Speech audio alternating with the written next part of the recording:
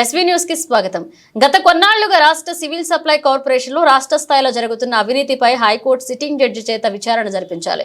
ఎన్నడూ లేని విధంగా తెలంగాణ రాష్ట్రంలో నేకాఫ్ లాంటి కార్పొరేట్ సంస్థలను ప్రవేశపెట్టి టెండర్లను వేయించి మిల్లుల నుండి నేరుగా ధాన్యాన్ని తరలించేందుకు రాష్ట్ర స్థాయిలో ప్రయత్నం జరిగిందని, అయినా నేకాఫ్ సంస్థ మిల్లులో నుండి ధాన్యాన్ని తరలించలేదని, చివరకు మిర్రర్లకే చెడిపోయిన ధాన్యాన్ని అండగట్టేందుకు రాష్ట్ర అధికారులు ప్రయత్నిస్తున్నారని, దీని వలన బిల్డింగ్ వ్యవస్థ దివాలాకు రాష్ట్ర ప్రభుత్వ వైఖరి కారణమవుతుందని, ప్రస్తుతం నేకాఫ్ సంస్థ టెండర్లను అన్నింటినీ రద్దు చేసి మిర్రర్లకి నిర్దిష్టమైన రేటుకు ధాన్యాన్ని విక్రయించి మిల్లులో పేరుకుపోయిన ధాన్యం నిల్వలను అన్నింటినీ తొలగించి 2024 రైతు పండించిన వానాకాలం సీజన్ ధాన్య కొనుగోళ్లకు అవకాశం కల్పించాలని ప్రజా పోరాట సమితి PRPS రాష్ట్ర అధ్యక్షుడు నూనె వెంకటస్వామి కోరారు. ఈ ధర్నా కార్యక్రమంలో తెలంగాణ రైతు పోరాట సమితి రాష్ట్ర అధ్యక్షుడు వరికల్ గోపాల్, తెలంగాణ హమాలి వర్కర్లు యూనియన్ రాష్ట్ర అధ్యక్షుడు ఉయ్యాల లింగస్వామి గౌడ్, రాష్ట్ర కార్యదర్శి నాగిళ్ల యాదయ్య, PRPS రాష్ట్ర నాయకులు గ్యారా సాలయ్య, బైరు వెంకన్నగౌడ్, బెజ్జంకి కుమార్, వివిధ జిల్లాల నాయకులు మహమ్మద్ రఫీ, మెండే రమేష్ కుమార్, గ్యారా నాగయ్య,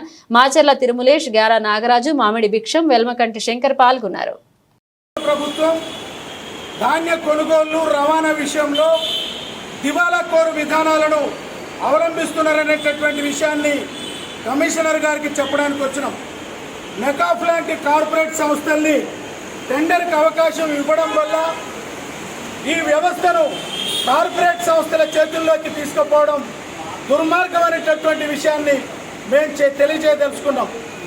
ఇవాళ తెలంగాణ రాష్ట్రం అంతటా సుమారు 1600 సంబంధించినటువంటి రైస్ మిల్లుల్లో ధాన్య నిల్వలన్నీ కూడా పేర్కొని ఉన్నాయి. 2022, 2023, 2024 మన ఈ వేసంగి సీజన్ సంబంధించినటువంటి ధాన్య నిల్వలన్నీ కూడా ఈరోజు రైస్ మిల్లుల్లో ఉన్నాయి. అందుకని ఈ నిల్వలన్నింటినీ కూడా తరలిస్తే తప్ప 2024 ఈ వానాకాలం సీజన్ సంబంధించినటువంటి ధాన్యం మిల్లుల్లోకి వచ్చేదానికి అవకాశం లేదు, కొనుగోళ్లు సాగేదానికి అవకాశం లేదు. అందుకనే 2024 వానాకాలం కొనుగోళ్లు సాగాలంటే ఇవాళ ఈ మిల్లుల్లో ఉండేటటువంటి ఈ పేరుకుపోయినటువంటి ధాన్యాన్ని అంతా తరలించాల్సిందిగా కోరుతున్నాం. ఇది పేరుకుపోయిందని నెకాఫ్ అనబడేటటువంటి కార్పొరేట్ సంస్థకు ఈ కొనుగోళ్లన్నింటినీ కూడా అవకాశం ఇచ్చారు. దీనివల్ల ఏ ఒక్క గింజను కూడా మిల్లులో నుండి తరలించలే, ఎక్కడ వేసినా కొంగడి అక్కడనే ఉంది. అందుకనే ఇక్కడ మేము పరిష్కార మార్గం చూపించేది ఏంటంటే ఈ మిల్లుల్లో పేరుకుపోయినటువంటి ధాన్యాన్ని నిర్దిష్టమైనటువంటి రేటుకు ఆ మిల్లర్లకే అవకాశం ఇవ్వండి.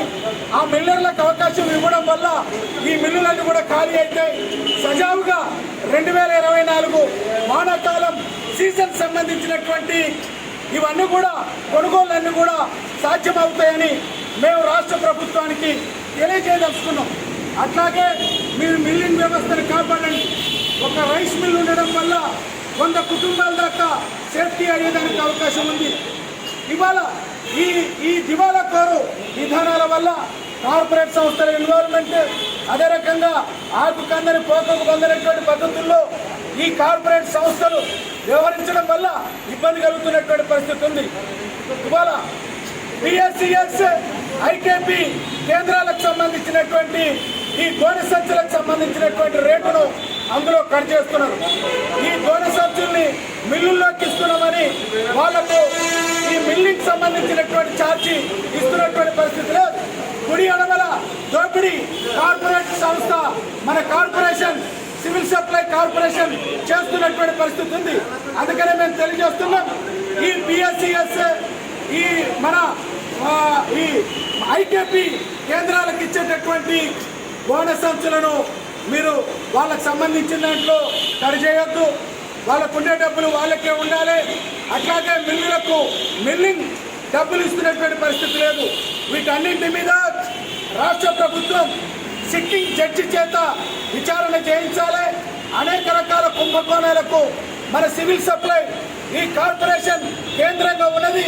బోనస్ సంచుల సంబంధించినటువంటి సరఫరా, అట్లాగే ఈ టెండర్కి సంబంధించినటువంటి కార్పొరేట్ సంస్థల ఇన్వాల్వ్మెంటు, అక్కడ డ్యామేజ్ అయిపోయినటువంటి ధాన్యాన్ని మిల్లర్లే కొనాలి అనేటటువంటి పద్ధతుల్లో ప్రెషరైజ్ చేయడం, ఈ రకమైనటువంటి పద్ధతులతో ఇవాళ రాష్ట్ర ప్రజలకు ఇబ్బందులు కలుగుతున్నటువంటి పరిస్థితి ఉంది.